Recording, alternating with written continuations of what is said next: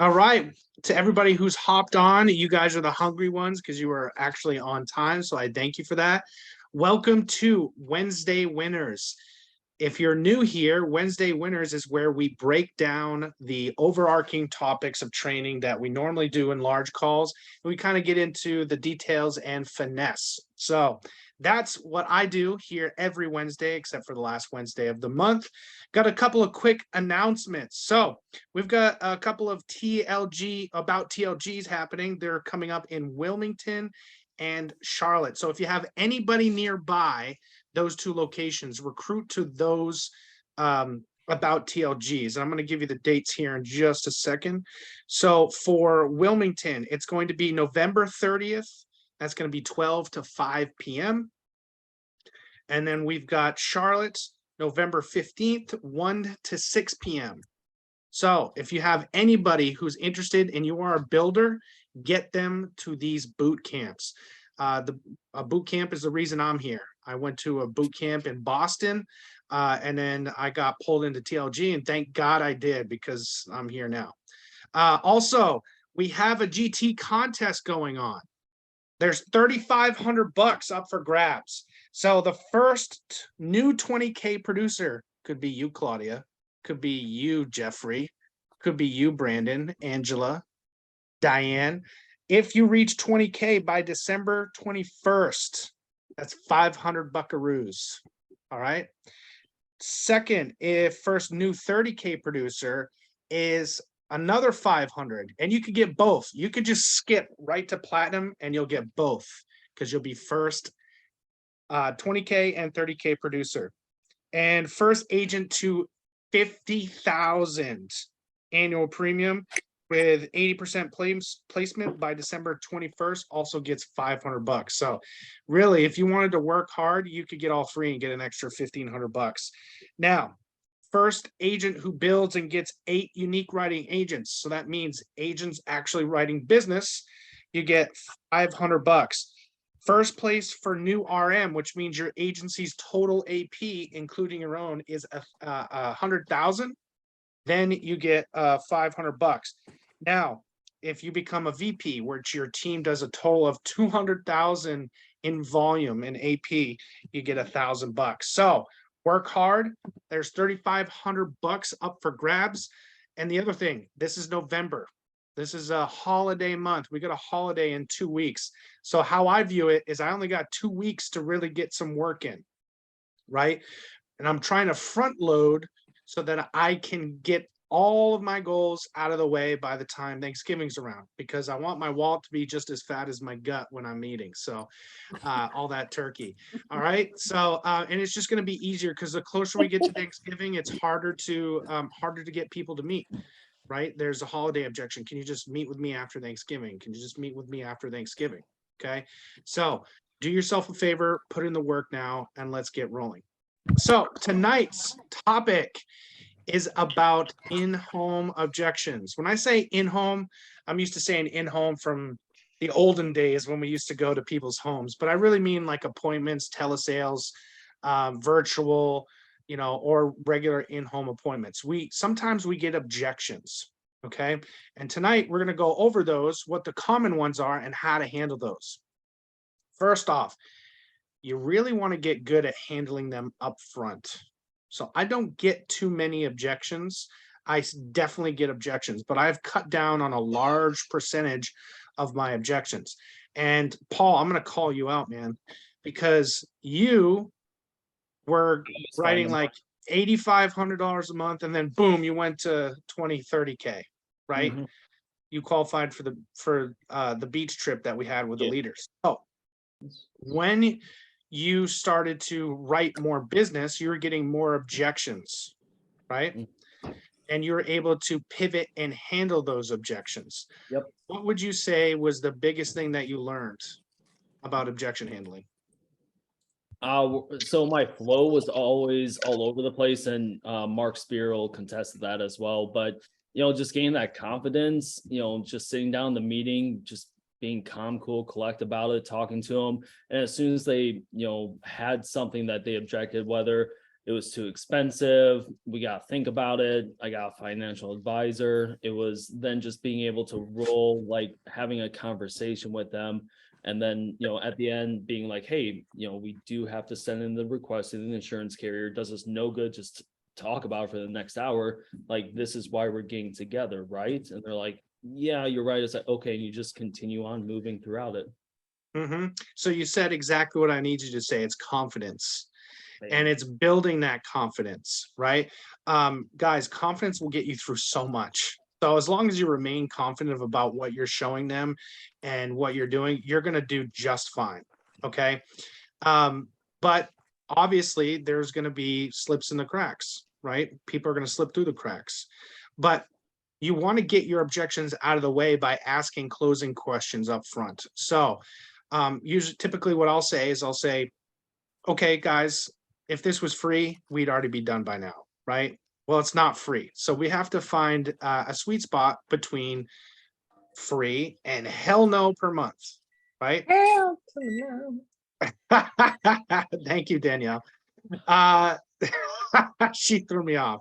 You got me. But anyways, so if you ask them, hey, if we find that sweet spot, is there anything that would hold you back from protecting your wife tonight? What am I doing? I'm getting in front of the objection before it happens. We all know price is the number one objection that you're going to get no matter what. But if I ask them and I put a wet blanket on it saying, if we can find the right price in that sweet spot, is there anything else that would hold you back? If they say no, what does that mean? They're ready to write an application.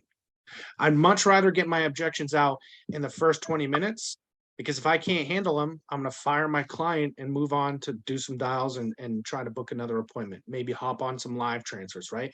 Not going to waste my time with a client who doesn't take it seriously. Okay.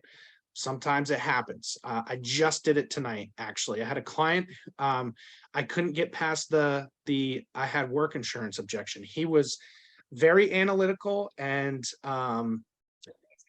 I call him like a keyboard warrior. He was really confident in what he had. So there wasn't any point in fighting with him over it, even though we couldn't really get past it. We tried to use emotion, but within the first 20 minutes, I knew he wasn't my client. So I asked him, hey, a scale of 1 to 10, how important is this to you? A 2. Okay, great. Well, when you guys are a 7, let me know. I'm gonna be happy to help you. Have a great night.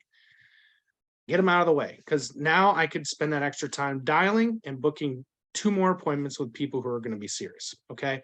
That's the biggest reason you want to get out. The other good thing is that if you handle the objection up front, don't have to deal with it on the back end. People are comfortable making those decisions. Okay. So the number one reason is price. And for some reason, if price comes around at the end as well, what I'll say is, okay, guys, I understand price is a concern. I'm going to start looking at who's going to need more insurance, right? I'm going to say, hey, you guys aren't stuck in one column. Like if I show them a price menu, let's go here. If I show them a price menu and the husband makes all the money, right? And the wife doesn't work. Well, if she passes away, he's not going to need as much help as she would, right? So I'd say, okay, well, let's put it this way, Dale, you could have more protection to protect your wife in case anything happens, but you don't need as much as her, right? If I switch it up and say, Dale, why don't you go with the preferred and she can go with the basic, that saves them, what, $103 a month?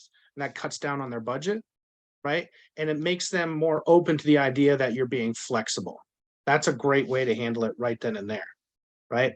Another way, if price is an issue, guys, where were you planning to be? Where do we need to make this adjustment, right? Work with them. They'll tell you usually what they want. If they tell you they want to think about it, we're going to get to that in a second, because that's not a real objection. But as far as price goes, you want to make them feel as comfortable as possible. You should have done a financial inventory in the beginning. You should have asked them how much they bring home, how much is their bills, and how much do they have left over. Because if they say price, it's too much money, you could just go back and say, hey, well, listen, you said that you had $1,500 left over per month, and this is only, 150. What am I missing here? Okay. Here comes the good objection handling. Usually it comes down to three things. It comes down to your agents, whether you like them or not, which you guys haven't hung up on me, so I think we're good there. The second one is that you don't see any value in getting the product. You just don't think it makes sense. And third, it's the price. Out of those three, which one is it? If they say they don't like me, then I have no chance of making the sale. So we didn't lose anything right there, right? Two, if they say they don't see the value, you can dig in and see why. They might have misunderstood something and you can re-explain it, right? They might have not liked something about the product. You can go back, you can re-explain how it works, rebuild the emotion, and then try to reclose that deal. Let's say you have MPP. Well, I'm only getting 20,000 for 150 bucks with MPP, right? That's the value he doesn't see. Hey, I totally understand that, right? That you don't see the value because you say you're only getting $20,000, but isn't something better than nothing? Mary, what are you going to do with the house when he passes away? Well, I'm probably going to sell it. Great. Then why would we need to protect the entire amount? Why wouldn't we just give her a few years of mortgage payments to make sure she can get out of there comfortably? Oh, that makes sense, right? So I'm handling the real objection from there. And the third one is price, right? And all you have to do is work with them. Danielle, how do you handle the price objection? Hey, I'm sorry, I didn't know I was muted a while ago. I unmuted a while ago, so. But with the price objection, really, y'all, there should never be a price objection when you do a financial analysis, because you'll know for sure what is in their budget. Usually, anything that's 10% of their mortgage payment, they're really comfortable in buying the insurance.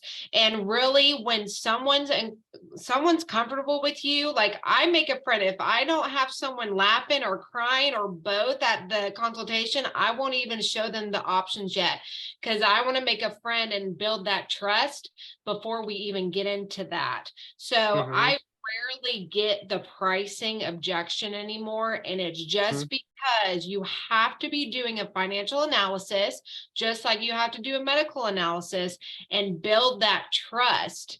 And basically, if they say, this is not, I don't really want to spend that much, don't ever go according to your own bank account. I did that when I first started, and people are wanting to buy, and it's just doing that financial analysis and making sure it fits their budget. That's why we have that consultation. Right, exactly. Hey, like, can I piggyback on that? Absolutely, Paul, you're a pro. So even so let's say you have that, it's like, oh, I don't want to spend that much, and then you come at talk about the financial analysis, and then so I want to hear, especially for everyone else here, how you would handle well, we don't do anything the first time, I have to think about it, let's get together tomorrow. So I'm sorry, what was that? You want me to handle that? Yeah. So okay, so they said, hey, we don't do anything on the first night. So I say, hey, totally get it. So what's making you uncomfortable about making a decision right now? Because you both thought about it when you filled out the form, and you thought about it when I called you and made an appointment. So what's different now? What's making you uncomfortable? Is it the price? Do you not see the value? Did I not do a good enough job? Right? So if you throw that out there, they're gonna be like, oh, no, we just don't make any decisions. And I try to get into their head about it. Well, you knew this was a good decision to begin with. Does the payment work? Then they're probably going to start to break down. Well, it is the payment. We have to check our budget and things like that. Well, hey, yeah, we did your budget a little bit ago. Is the $150 a month, is that going to make or break you every month? Because if you're living within $150 sliver of your budget, I don't want to do this at all. I actually take it away from them, Paul. So I say, if we're living between $150 a month and that's all you have left over every month, this doesn't make sense for you guys. Okay. Why don't we just drop it way back to like 20 bucks a month? right? Do something to serve. And they'll say, no, no, no, no, that's okay. Okay, well, now that you've made a well-informed decision, what's your middle initial? You go right into doing the applications. People are just going to follow along. Okay, so those are pretty much, you're going to get I need to talk to my financial advisor. Really, that should happen in the beginning of the appointment when you say, is there anything that would hold you back? Is there anybody you need to speak to? Because if they say they're financial advisor, you need to make them aware, okay, why didn't you go to him to begin with? Why are you coming to me? Right? Make a conversation about it. Well, we wanted to see what was out there. Well, I can tell you I have a million more options than your financial advisor because I specialize in protecting your financial future. He specializes in making you money. So he's going to do what's best for him to make him money right now. Does that make sense? So do you want someone who specializes in insurance, or do you want someone that's specializing in making both of you money and maybe getting some protection? Right? And I have them make that decision there. Now, guys, you can't beat a financial advisor's, like if you have someone who's had a financial advisor for 15 years or 20 years and they go out to dinner with each other's wives, twice a month, couples date, you're not going to beat that trust, right? So don't expect to win those every single time. Jared, you have a good saying for the financial advisor. Do you mind sharing that with us if you're available?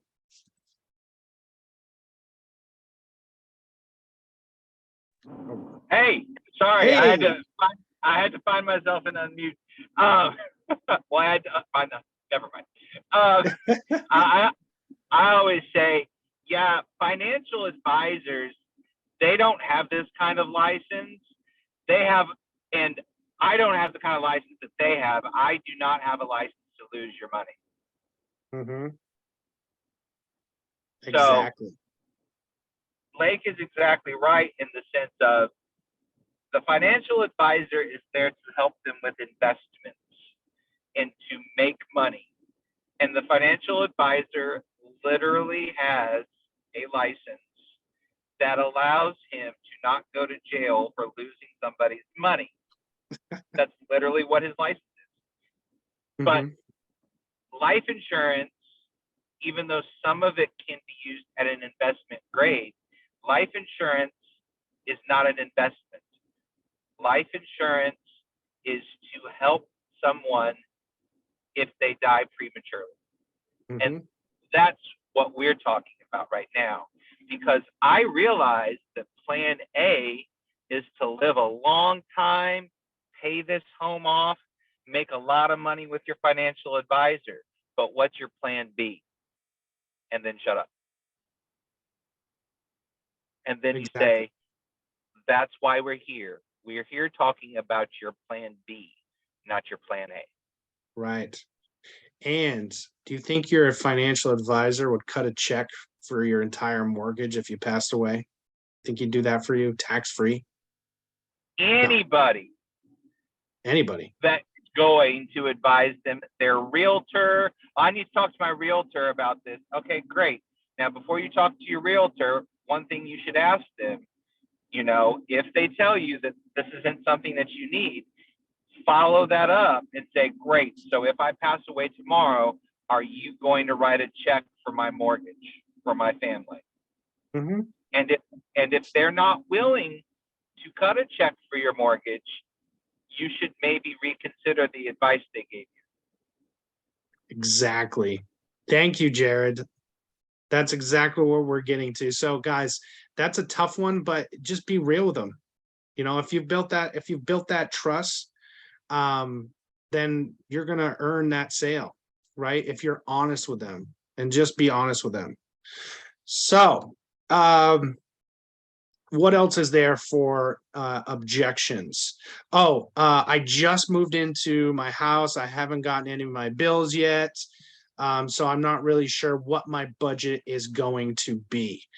So what you're going to do there is you're going to really break it down from, okay, well, how much were you paying before? Because the bank they already approved you for this house, assuming you can pay for it, because they don't want to risk you foreclosing. That's not what they're in the business of doing. They're not just handing out homes for foreclosures, right? Just to happen. So your bills can't be too outrageous, otherwise you wouldn't qualify for it. So where were you before? And they'll say, okay, I was here at this house. How many square feet were that last house? Well, it's about the same as the one I have now.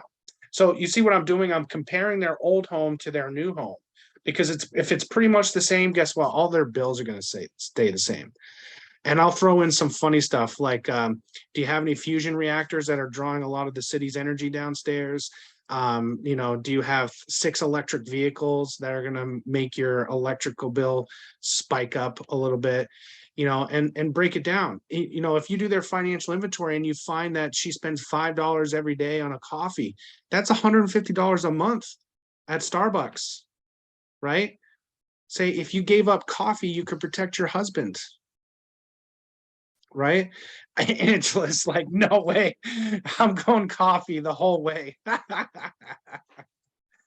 Love it. So, you know, you're just going to break it down that way and say, okay, well, listen, I understand your budget, but it's not going to change that much. And then I go right back into what I was handling before. Is $150 going to make or break you guys? Because if you're living within $150 of my bills are paid and that's what you have left over, we should not do this at all. Okay. I'm searching for the real objection here. I'm trying to figure it out, because maybe they just said that because I'm nice and they don't want to be mean and say no. People think saying no is mean. So they'll do anything out of getting out of saying no to your face. Yeah, they want to think about it, right? Or we haven't done our budget yet. Or I need to talk to this person, right? They're just scared of making a decision, and we need to be confident that they're making the right decision and show them that. And we just got to do what it takes. The last thing is the think about it. Is think about it a real objection? No, it's not. Hey, I really want to think about it. Okay, what is there to think about? That's the easiest one for me to get to the other objections. What is there to think about? Well, it's really my budget. Well, it's the price. Now I have an actual objection I can work with. Well, I want to talk to my cousin, right? So, I mean, sometimes you'll get this weird left field objection. Well, my cousin does insurance. I didn't hear about that. When are you going to talk? Why didn't you talk to him first? Well, I wanted to see what you have to offer. I'll stop it right then and there. Okay, why don't you see what your cousin has to offer, and we'll compare apples to apples and help him. How's that sound? Right? If there's any issues with what I have, or he has something better, I'm going to recommend you go with him. But when it comes down to it, this is about getting the best possible coverage to protect your spouse, right?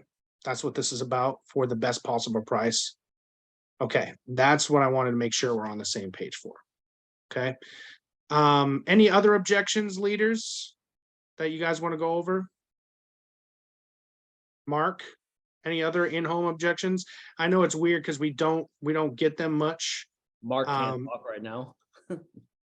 Oh, Mark can't talk? Okay. So let's go ahead and, yes, Danielle. Yeah, I actually had an objection today. I was like, whoa, slap in the face. So basically it was a 72-year-old, and oh my word, they just pull my heartstrings, like the older people, because like she saw the need. I show her to SUL. She's like, this is perfect. She's actually in that Prudential one where it's a renewable term, you know, every 5 years. So it's a horrible plan. We reviewed that, and she was like, I want to go with this. And I was like, what's your middle initial? And she's like, I'm going to go with you on this, but being 72 years old, I just want to process it, and let's do it tomorrow. And I said, well, let's talk about what you need to process. And I handled every single objection. She was like, I see the need. I absolutely love it. But her objection was, I just don't make a decision at first time. And I just undid the onion. I went down the rabbit hole with her, like, but is there anything else I could have done? And I know with that age too, but Okay, yeah, absolutely. Hey, I totally get about it. The carrier has to think about you and make sure you get approved while you think about them. So there's no money coming out tonight until you're approved. So what we're gonna do, we're just gonna fill out the application for approval. Get that ready. By the time you're ready, you have 90 days to decide if you want to go up or down in coverage. Okay. And that's, they're gonna check you out just the same way because we don't know if this is set in stone. I've done my job the best I can, but I can't guarantee you 100% an approval. So why don't we get that process started and then move forward from there? And that's what I said to her, and she said, I still need to process it. Okay, then you know what? She might be a unicorn, Danielle, and you might write some AP tomorrow. Oh, my Uh, word. Yeah, I mean, we don't get beatbacks very often. Yeah. But Don't- once in a great while they do. And if she's a stubborn old lady, Mhm. so Can I say something, it's Ray? tough. Yeah, absolutely. I just had that situation where I've met with a few people, Danielle, actually, and they were mortgage protection leads. So sorry, I'm getting a phone call. I apologize. And I gave them the best I could give them. It was very thorough with the presentation. They were impressed with what I had for them. And they said, okay, well, we will definitely get back to you. I have had 3 clients call me back and say, hey, we want to go ahead and move forward. Can you just kind of refresh us? And I know that rarely happens. We know we 90% of the time, 98% of the time, you're going to get those. I'm going to think about it. And then, they ghost you. But there are those diamonds in the rough that will come back and you can write some really great AP on. So, Mhm. I mean, Danielle, you may have one of those. I mean, I believe you do. Yeah, I obviously don't hold your breath on it, right? We can't, because if we did every time, we would, we would give everybody ample time to think of their decision, right? But you're a pro, Danielle. There's not much that we could do in that situation. It's just a rarity. So yeah, All right, thanks, Blake. got it. Megan Sorley, what's up, Megan? Hey, Lake. What's Okay, happening? so one that I have run into quite a few times, and I always get a little stumped, is on the mortgage protection leads when somebody is still moving. Like a lot of these people are moving from out of state into another state, and so they're waiting on all their stuff to get there, or they're just starting a job and they don't have any clue what their paychecks are going to look like, and all of that Mhm. jazz. How do you handle that one? It just goes back to being honest about your budget. Like, guys, are you moving to a 6,000 square foot house? No. Okay. How many, how is your electricity bill going to be different because you're consuming the same amount of electricity that you were before, right? And if Right. you let's say you're in Maine, because in Maine we have oil heating, and oil heating can get really expensive. Especially coming up, there's going to be some oil heating issues where the prices are going to be ridiculously high. So how I handle it is like, well, we just moved from a place with oil to electricity. Well, we don't know what our electricity bill is going to be because now we heat our house with electricity. Well, guys, you just lost a bill by not having to pay for oil, and you're going to make up for it in your electricity. So how is it going to really change? There's not going to be a large percentage of change. And I just show them that pathway, right? Now you have your Right. job, you accepted a certain salary, didn't you? How are they going to pay you less? Right? Sometimes the objection there is that they haven't gotten paid yet, or there's going to be a lag in when they get paid. Great. So there's no money coming out today. We just need to make sure we get it approved and then move forward from there. Right? Okay. So we've got to do what we can without being unreasonable, because we're just being honest. Tell them a story. Like there was an agent here from TLG that a client said, hey, we're really not ready to do anything tonight. Our dog just had puppies, and can we just finish this up tomorrow? Right? They didn't even really give an objection. They were just wanted to finish it up tomorrow. The husband goes out on an early motorcycle ride and he gets killed. next day. This is no joke. This happened to a TLG agent's client, right? We are not promised tomorrow.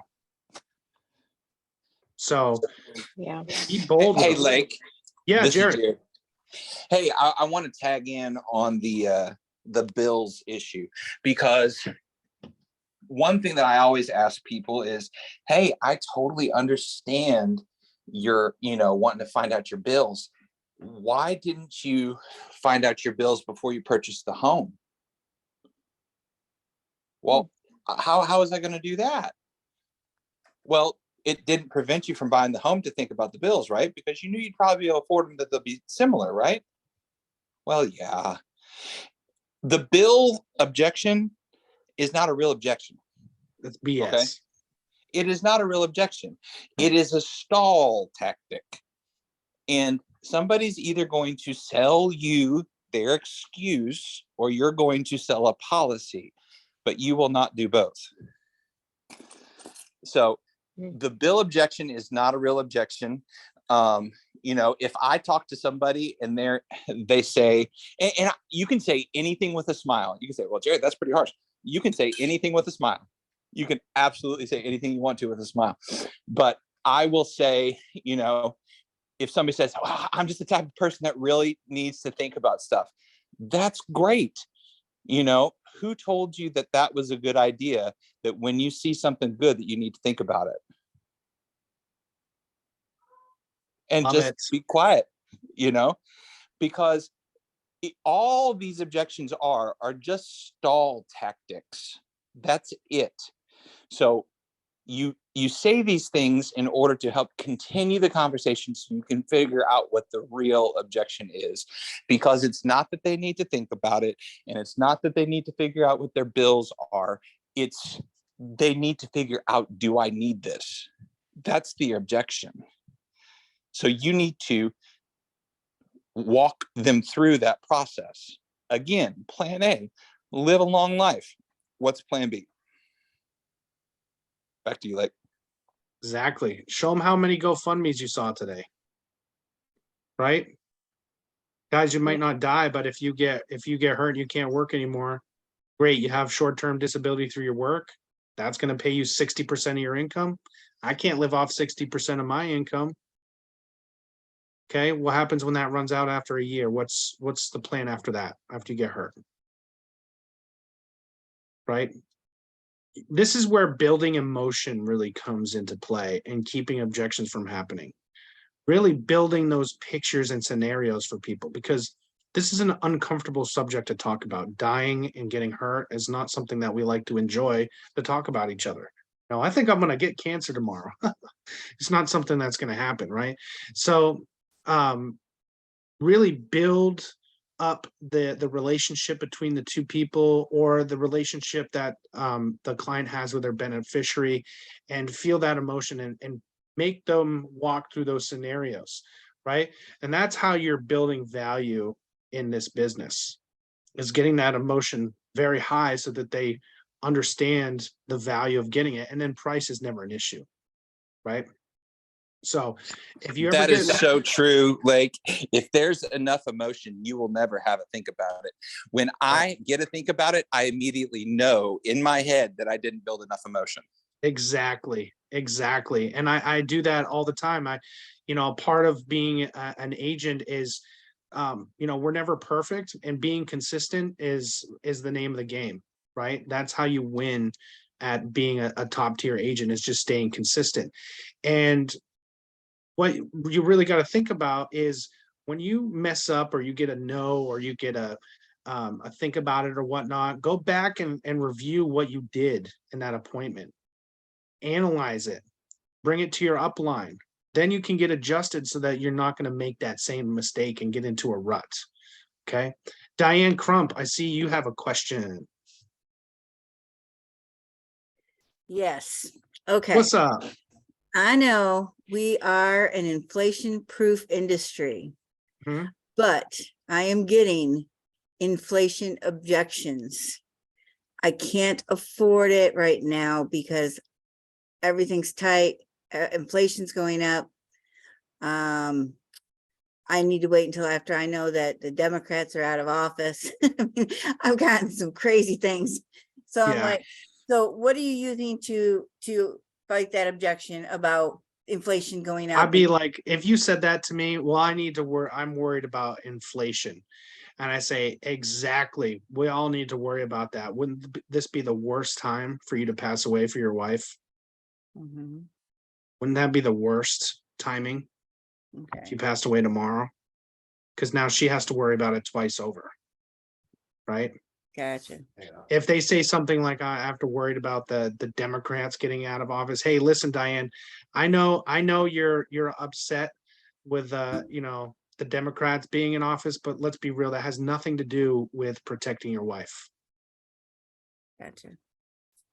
And in those situations, you got to get real bold, Okay. because guess what? If they say no, you're in the same spot. Yeah, you're right.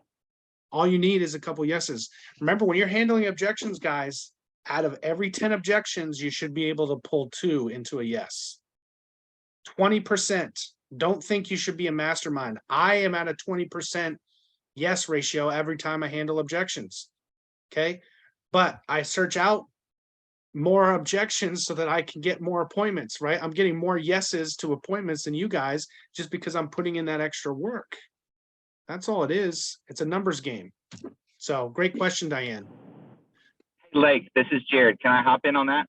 Absolutely. So again, inflation, all that stuff, it's just an excuse. And I really think that more importantly than anything else that we do, we just help people get out of their own way and handle those crazy thoughts that go through all of our heads.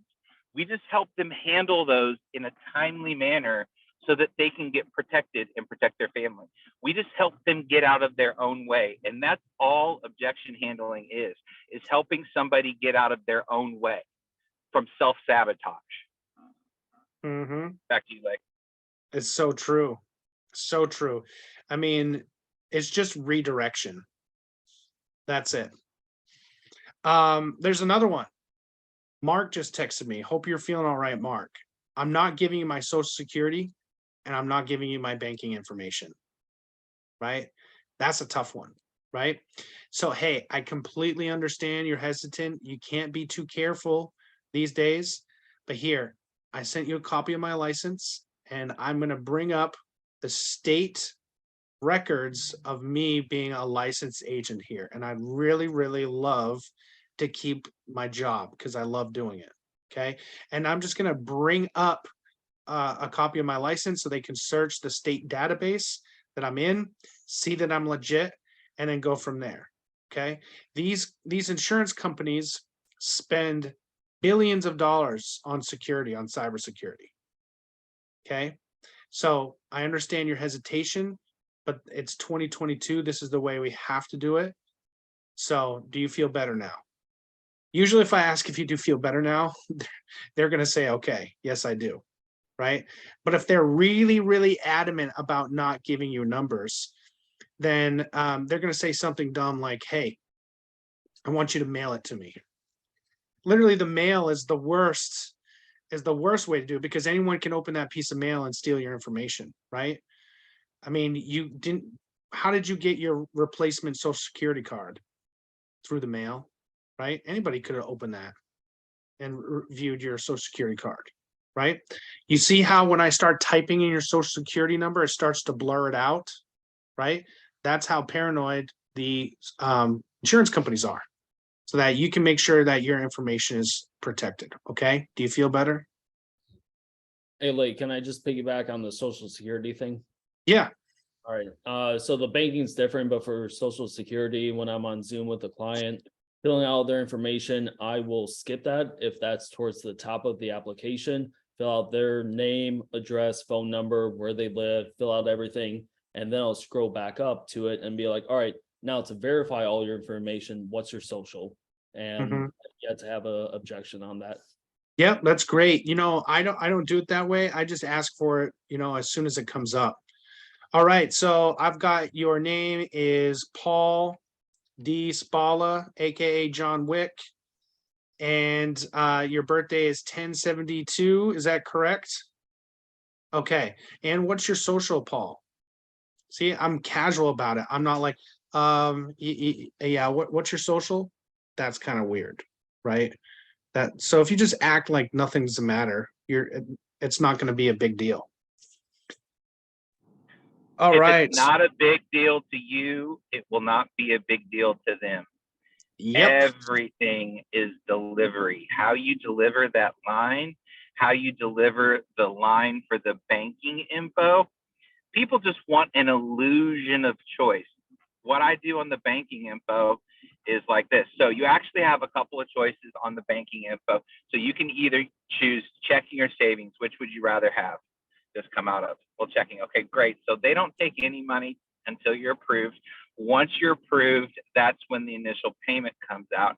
But then all follow-up payments can come out on whatever day of the month you like. What day would you like to choose for the follow-up payments? And then they tell you the 15th or the 28th. I gave them two choices. They can choose between checking and savings, and they can choose when the follow-up payment comes out. I gave them the illusion of choice, which they appreciate, but I'm still getting their banking information and I'm still getting it drafted immediately. So the coverage goes in force immediately. Exactly. That's exactly how I do it, Jared. Exactly. You make sure that they're comfortable with the choice. And when people have more choices that they've made, they're going to stick better. It's just they feel more comfortable. And everybody wants coverage. They just have to be retold and resold of why they want it, right? Because people are inherent procrastinators. They want to delay everything as much as possible. That's just the way they are. They don't want to make a decision. So it's our job to help them with that. Another one, you're the first agent I met with. I have 2 other appointments. Okay. Awesome. That's great to know. That should come out right in the beginning when you say, is there anything that would hold you back from protecting your wife tonight? Well, I'm meeting with 2 other agents. Oh, that's awesome. That's great. You're doing your due diligence. Well, why don't we do this? I actually have access to 180 different policies. So what I'm going to do is, how much more could they save you if they have the same carriers that I do? Do you know who they work for? And kind of go down that route. Jared, I remember, sorry to call you out again, but you had something great about the if someone surprises you that they have other agents they're meeting with, because you did something in a home where you went right to the home where the other agent was there or something. I am not remembering what you're referring to, but I handle that all kinds of different ways. So if I find out that they're having a meeting with somebody else, the first thing I do is do exactly what you said. Like if I'm booking the appointment and I find out that they're meeting with another agent, great. What time are you meeting with them? Oh, you're meeting with them at 3. So this is what I'm going to do, just so you don't have to take up all your time. Go ahead and meet with them. Do not sign anything. Just take really good notes on what they're leaving you. And then I'll meet with you at 4 and we'll go over that. And if they have the best option for you, I'm not a salesperson. I don't care. I just want to get you the best coverage that I can. And I'll tell you that you need to go with them. But if there's something that I can do to either add value or save you some money, I know that's going to be something that you're going to want to know about. So I really applaud you on wanting to check all your options, because there are some skis ball sales agents out there. I'm just thankful that you got me as a field underwriter. Mm-hmm. And another good thing, if they throw it in your face in the end of an appointment, right, saying that, hey, I'm meeting with 2 other agents, that's why they don't want to say it. Say somehow it just came up, yeah, well, I'm meeting with 2 other agents. Again, congratulate them. Awesome. I'm glad you're doing your due diligence. Now that we have toolkits, guys, you can pull it up. So if you guys believe that you get what you pay for, correct? So if this is any cheaper, what needs to happen? You're the same person. You have the same health, right? In order for the policy to go cheaper, what has to happen? They have to start getting rid of benefits, right? They have to start sacrificing benefits for you. Do you want to sacrifice any of these benefits? Okay, well, look at my handy dandy tool that I have that I use to help you guys. And I'm just gonna pull up toolkits and show them. Look at all the options I have for you. What is it?